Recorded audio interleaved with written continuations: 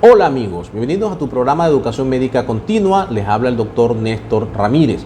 Hoy vamos a desarrollar un tema muy importante como es el síndrome de Takotsubo, miocardiopatía por catecolaminas o síndrome de corazón roto. Es una entidad muy interesante que parecía meramente teórica, fue descrita en el año 1990 en Japón, ya tenemos 33 años y hoy hace presencia pues en nuestro medio con una incidencia de aproximadamente 100 casos nuevos por millón de habitantes por año. Se dice que 2% de los pacientes que son llevados a cateterismo son positivos para síndrome de Takotsubo.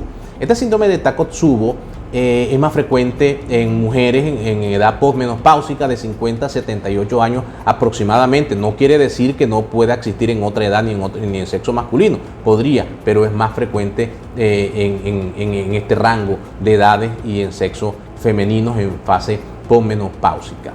Tiene una incidencia pues de mortalidad de 1 a 3% de todos los casos y una reincidencia puede ocurrir nuevamente en el 10%, de 3 al 10% de los casos. Es muy difícil desde el punto de vista clínico diferenciarla de un infarto porque las manifestaciones clínicas son semejantes, son muy parecidas, ¿no?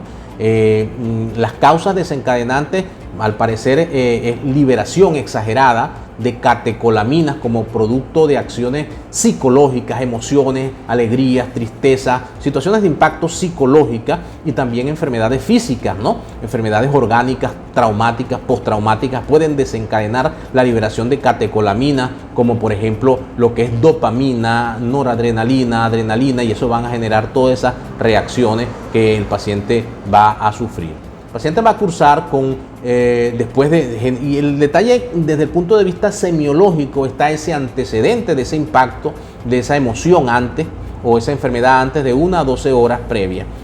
Posteriormente va a comenzar, el paciente puede de repente comenzar con un dolor a nivel de la región precordial de alta intensidad, quemante o profundo, opresivo, con irradiación hacia el cuello, la espalda, hacia los brazos, con náuseas, vómitos, diaforesis, sudoración profunda, puede haber cansancio fácil, entra en un cuadro de insuficiencia cardíaca congestiva aguda, con edema agudo de pulmón, síncope, desmayo, y hay que buscar siempre ese antecedente que pueda haber desencadenado esa parte emotiva. No es exclusiva, pero sí hay que siempre buscarla, porque el diagnóstico desde el punto de vista de la emergencia es muy difícil hacerlo. Es un infarto, las características son esas. Cuando haces un electrocardiograma vas a observar cambios electrocardiográficos típicos del infarto, sobre todo en la cara anterior, en B2, en la derivación B3 y B4, supradesniveles del segmento ST con el punto J elevado. Pero hay un detalle interesante que generalmente cuando ocurren las necrosis, la muerte de tejido por infarto, cuando ocurre en la cara anterior una lesión, un cambio en el electro, en la cara de abajo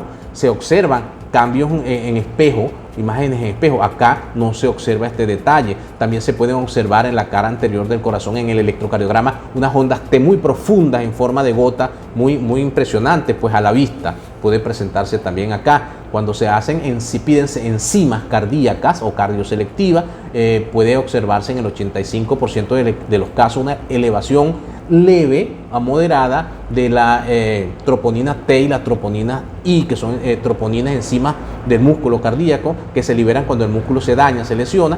También puede haber elevación de la CPK fracción MB, que es propia del corazón, también levemente en un 38 o 40% de los casos. El detalle importante está en el ecocardiograma. El ecocardiograma nos puede mostrar una fracción de eyección deprimida de un 20 hasta un 40% de presión de la fracción de bombeo, digamos así, del corazón. Y en imagen 2D o 3D se puede observar que a nivel de la punta del ventrículo izquierdo hay una parálisis, no hay movimiento, o se llama asinesia o hipocinesia en la punta o parte media del corazón. Cuando el corazón se contrae queda abombada como en forma de una vasija y la base del ventrículo izquierdo aumenta la contractilidad para compensar esa parálisis de la punta del corazón, forma de vasija, de base ancha y de cuello estrecho, ¿no? Y de allí viene su nombre en japonés, que significa vasija, que la utilizaban para cazar pulpos en el mar, ¿no? De allí viene el nombre originario de Takotsubo, síndrome de Takotsubo. Entonces eso lo observamos en el ecocardiograma como consecuencia de que en esa zona, específicamente a nivel de la punta o apex del corazón, hay abundancia de una serie de receptores beta adrenérgicos, unos receptores muy especiales que cuando hay liberación de hormonas adrenérgicas de este tipo, de adrenalina, catecolamina, aumenta la frecuencia cardíaca, la contractilidad, pero en exceso ocurre todo lo contrario, deprimen a estos receptores, deprime el músculo cardíaco, se saturan estos receptores, hay vasoconstricción, se cierran las arterias, hay hipoxia del músculo cardíaco. Es todo lo contrario, porque cuando nosotros en emergencia utilizamos estas catecolaminas, bien sea la noradrenalina, la dopamina o la adrenalina, lo que hay es aumento de la frecuencia de cardíaca, aumento de la contracción del corazón. Acá por exceso de estas hormonas, cuando se liberan, hay una especie de toxicidad de estos receptores y más bien hay parálisis del músculo. Entonces, ¿qué es lo que ocurre? Que al haber vasoconstricción, al haber saturación de estos receptores, no hay oxigenación en esa región, y entonces no van a poder utilizar los sustratos energéticos como son los ácidos grasos por falta de oxígeno, ni tampoco pueden utilizar glucosa, y hay un desgobierno en esa región, hay una parálisis en esa zona, ¿okay? Una parálisis, y el corazón puede entrar fácilmente en una insuficiencia cardíaca congestiva, que si no se atiende oportuna y adecuadamente, el paciente puede morir por un edema agudo de pulmón o por un shock de tipo cardiogénico. Es muy importante. El ecocardiograma nos orienta mucho en esto.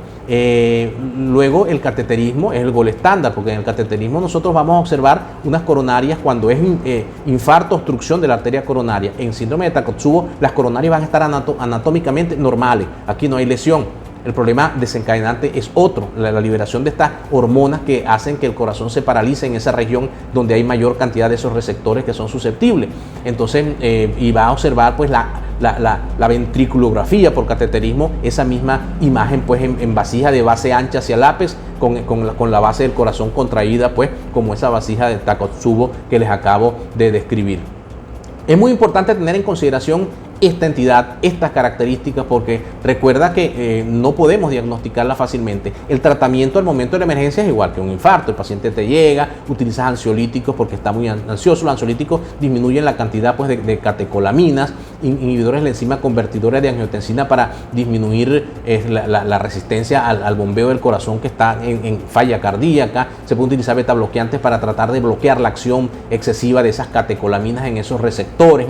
Uso diurético para descongestionar al corazón en insuficiencia cardíaca. Se puede utilizar sulfato de magnesio también en caso de arritmias y evitar pues la terrible arritmia helicoidal o taquicardia ventricular helicoidal o torsade de Points. Anticoagulantes ante estas parálisis o estas paresias y esta hipomovilidad de esas regiones del corazón que pueden formar coágulos. Hay una gran cantidad de detalles que conocer, pero es importante pues que sepamos que aunque solamente pues se presenta en un reducido porcentaje de los casos, existe, está presente y debemos estar siempre pendientes. Si te gustó este artículo, dale like y sigue con nosotros en nuestras redes.